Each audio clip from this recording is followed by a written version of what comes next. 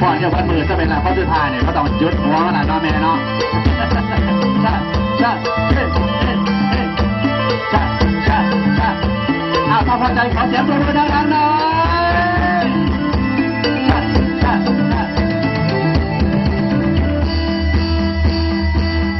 เด้อนางเด้อเด้อนางเด้อเด้อเด้อนางเด้อฮับขอบคุณมากนะครับครบแล้วทั้ง12ท่านนะคะ12ท่านเป็นสีย่างไปยังละบันรอดูสวยนะคะให้กรรมการได้ชมค่ะโอ้ชุดนี้พิเศษผู้ชมเงียบเลยสะกดผู้ชมให้อยู่เลยระยิบระยับชุด